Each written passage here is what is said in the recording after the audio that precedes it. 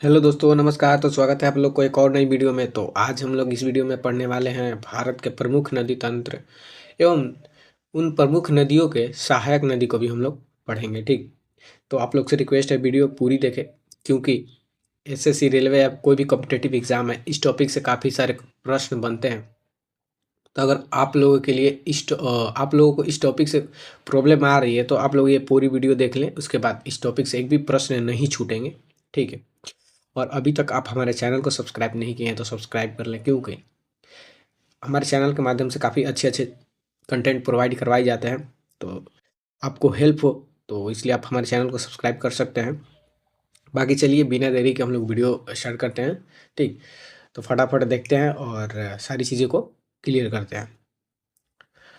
तो चलिए, भारत की प्रमुख नदियाँ मुख्यतः दो भागों में बांटी गई है। भारत में जो भी नदियाँ का प्रवाह है उसको दो भागों में बांटा गया है। तो कौन कौन सा है? हिमालयी नदियाँ और दूसरा है प्राय द्वीपीय नदियाँ। तो हिमालयी नदियाँ किसे कहा जाता है? जो कि हिमालय से होते हुए सब बहती है, उनका उद्गम उद्गम ही हिमालय से होता है। ठीक, तो उनको क्या कहा जाता है? हिमालयी नदियाँ। और ये बारहमासी होती है, यानी कि इनका प्रवाह बारहों मास रहता है, बारहों मंथ, साल के बारहों महीना इनका प्रवाह रहता है। और जो प्रायद्वीपीय नदियाँ हैं ये सभी दक्षिण भारत, आप लोग समझ पा रहे होंगे। हिमालय कहाँ है? भारत के उत्तर क्षेत्र में है। ठीक, हिमालय भारत के उत्तर में है। और प्रायद्वीपीय नदियाँ जो हैं ये भारत के दक्षिणी भाग में हैं ये सभी। तो भारत के दक्षिणी भाग को प्रायद्वीपीय कहा जाता है। तो उन क्षेत्र में बहने वाली नदियों को प्रायद्वीपीय नदियाँ कहा जाता है। और ये मौसमी होती है, मतलब कि ये बरसात आया तो पानी होता है तो इसमें पानी का प्रवाह रहता है, अन्यथा ये नदियाँ सूख जाती है। तो ये सिर्फ मौसमी नदियाँ हैं। और ये जो हिमालय नदियाँ होती है इनमें बारहों मास पानी रहता है, क्योंकि हिमालय पे जो ग्लेशियर होता है, वो सारी चीज़ क्या होता है कि वो पिघलने के बाद पानी में ट्रांसफ़र होकर वो सालों उससे पानी का प्रवाह होता रहता है। इसलिए ये हिमालय नदियों को बारहमासी नदियाँ कहा जाता है, क्योंकि बारहों मास उसमें पानी रहता है। लेकिन प्रायद्वीपीय नदियाँ ऐसा नहीं है। तो आप तो हिमालय नदियाँ और प्रायद्वीपीय नदियों को अच्छे से समझ गए होंगे। ठीक, अब हम लोग देखते हैं हिमालय नदियाँ के कौन कौन हिमालय नदियाँ में कौन कौन से नदियाँ आती हैं, उनके सभी सहायक नदी को हम लोग देखेंगे।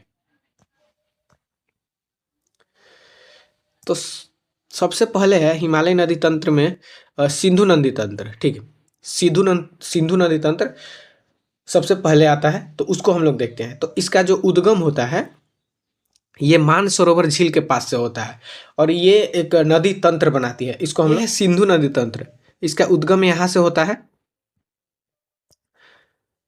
तिब्बत के मानसरोवर झील से इसका उद्गम होता है। और ये ऐसे लद्दाख होते हुए ये पाकिस्तान होते हुए जाकर अरब सागर में गिर जाती है। तो इनसे कई सारी नदियाँ जुड़कर सिंधु नदी तंत्र का निर्माण होता है। ठीक है, तो आप लोग ये सिंधु नदी तंत्र को अपने दिमाग में बैठा लीजिए कि ये कहाँ से ऐसे होता है। बाकी उनका इनसे जुड़े सभी नदियों को हम लोग अब देखते हैं। ठीक,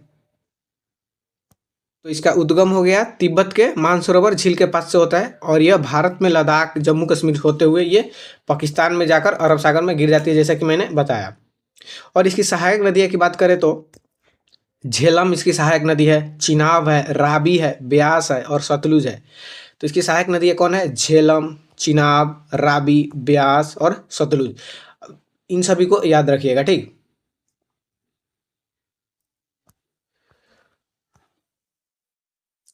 अब हम लोग जानेंगे गंगा नदी तंत्र को। गंगा नदी तंत्र, तो गंगा नदी तंत्र का उद्गम होता है गंगोत्री के हिमनद से।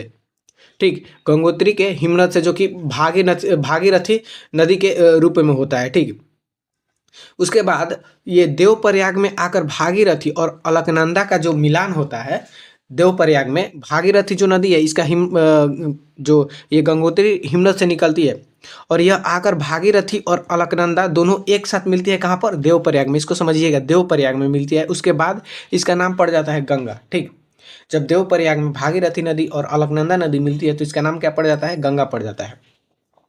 और इसका मुहाना कहाँ पर है, मतलब कि ये गिरती कहाँ पर है? तो ये बंगाल की खाड़ी में जाकर गिर जाती है। ठीक, बंगाल की खाड़ी में गंगा का क्या होता है? मुहाना है।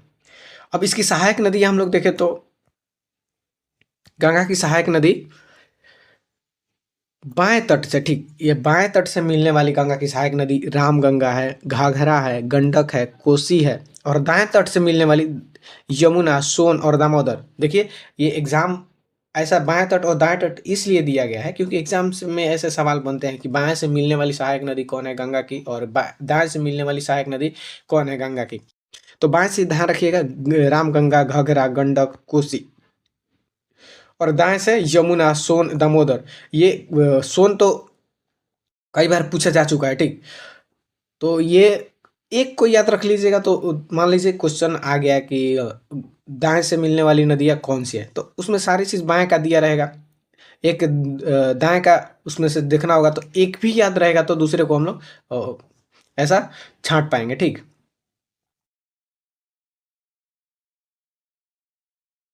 और इसके कुछ महत्वपूर्ण फैक्ट हैं कि यह सबसे लंबी नदी है, भारत की सबसे लंबी नदी है, ठीक है। और यह सबसे इसका बेसिन भी सबसे बड़ा है। अब हम लोग पढ़ेंगे ब्रह्मपुत्र नदी तंत्र को। ब्रह्मपुत्र नदी तंत्र, और इसका उद्गम कहाँ से होता है, तो ये भी तिब्बत के तसांगपो से निकलती है। इसका उद्गम तिब्बत के तसांगपो से होता है, ब्रह्मपुत्र नदी तंत्र का। और यह भारत में अरुणाचल प्रदेश से प्रवेश करके असम होते हुए ये जाकर बांग्लादेश में होते हुए जमुना नाम, बांग्लादेश में इसका नाम जमुना है, ध्यान रखिएगा। ब्रह्मपुत्र का बांग्लादेश में नाम इसका जमुना है, ठीक। तो ये जाकर बंगाल की खाड़ी खाड़ी में ये भी गिर जाती है बांग्लादेश में, ठीक। इसका सहायक नदी हम लोग देखें तो दिहांग है, दिबांग है, लोहित है, तिस्ता है और सुबनसिरी है। तो ब्रह्मपुत्र की सहायक नदी दिहांग, दिबांग, लोहित, तिस्ता, सुबनसिरी। दिहांग, दिबांग दोनों तो एक जैसा है, और लोहित और हो गया तिस्ता, उसके बाद सुबनसिरी। ये सभी इंपॉर्टेंट है, इसको ध्यान रखिएगा। अब हम लोग देखेंगे प्रायद्वीपीय नदी प्रणाली, जो हम लोग दक्षिण भारत की सारी नदियां हैं उनको हम लोग देखेंगे। तो सबसे पहले पूर्व की ओर बहने वाली नदी, पूर्व की ओर यानी कि जो जाकर बंगाल की खाड़ी में गिरती है, उन सारी नदियों को हम लोग पहले देखेंगे। तो सबसे पहला इसमें गोदावरी नदी, इसे दक्षिणी गंगा भी कहा जाता है। गोदावरी को दक्षिणी गंगा भी कहा जाता है, गोदावरी को। और इसका उद्गम होता है त्रिम्बकेश्वर के महाराष्ट्र से, त्रिम्बकेश्वर के महाराष्ट्र से इसका उद्गम होता है। और इसकी सहायक नदियां हैं प्रणहिता, इंद्रावती, मंजीरा, सबरी। तो गोदावरी नदी की जो उद्गम है उसका त्रिम्बकेश्वर से हो गया। और इसकी सहायक नदियां कौन है, प्रणहिता, इंद्रावती, मंजीरा और सबरी। प्रणहिता, इंद्रावती, मंजीरा, सबरी, ध्यान रखिएगा। प्रणहिता, इंद्रावती, मंजीरा, सबरी। उसके बाद है कृष्णा नदी, ठीक। तो कृष्णा नदी का उद्गम होता है महाबलेश्वर से। कृष्णा नदी का उद्गम महाबलेश्वर से होता है। और इसकी सहायक नदियां हैं तुंगभद्रा, भीमा, कोयना। कृष्णा की सहायक नदी कौन है, तुंगभद्रा, भीमा, कोयना। तुंगभद्रा, भीमा, कोयना कौन है, कृष्णा की, तुंगभद्रा, भीमा और कोयना। उसके बाद है कावेरी। तो कावेरी की सहायक नदी कौन है, पहले उद्गम इसका देख लेते हैं। तो कावेरी का उद्गम होता है ब्रह्मगिरी पर्वत कर्नाटक से। ब्रह्मगिरी पर्वत कर्नाटक से कावेरी का उद्गम होता है। और इसकी सहायक नदी है काबिनी, भवानी, अमरावती। काबिनी, भवानी, अमरावती। कावेरी की जो सहायक नदियां हैं काबिनी, भवानी, अमरावती है। उसके बाद है महानदी, ठीक। महानदी को हम लोग देखते हैं। तो महानदी का उद्गम होता है सिवाहा के छत्तीसगढ़ से। सिवाहा छत्तीसगढ़ से होता है। महानदी का उद्गम सिवाहा छत्तीसगढ़ से होता है। और इसकी सहायक नदियां हैं शिवनाथ, जोनक, हसदेव। शिवनाथ, जोनक, हसदेव, ये महानदी की सहायक नदियां हैं। उसके बाद है पश्चिम की ओर बहने वाली प्रायद्वीपीय भारत की नदी है। पश्चिम की ओर जो कि अरब सागर में गिरती है, उन सारी नदियों को हम लोग देखते हैं। तो वो नदियां है नर्मदा, ताप्ती, साबरमती, माही, लूनी। ये सभी पश्चिम की ओर बहने वाली नदी है, जाकर अरब सागर में गिरती है। तो कौन कौन है, नर्मदा, ताप्ती, साबरमती, माही, लूनी। नर्मदा, ताप्ती, साबरमती, माही, लूनी। तो ये भी सवाल बनते हैं कि कौन पश्चिम की ओर बहने वाली नदियां है, कौन पूरब की ओर बहने वाली नदियां है। तो इन सारी चीज़ों को आप लोग ध्यान रखिएगा। उसके बाद है कुछ महत्वपूर्ण तथ्य क्या है, तो नर्मदा और ताप्ती भ्रंश घाटी में बहती है। नर्मदा और ताप्ती भ्रंश घाटी में, ये क्वेश्चन पूछा जा चुका है कि नर्मदा और ताप्ती किस घाटी में बहती है। तो इसको ध्यान रखिएगा, भ्रंश घाटी, भ्रंश घाटी। और अरब सागर में गिरती है। अरब सागर कहाँ पर है, तो भारत के पश्चिम है, ठीक।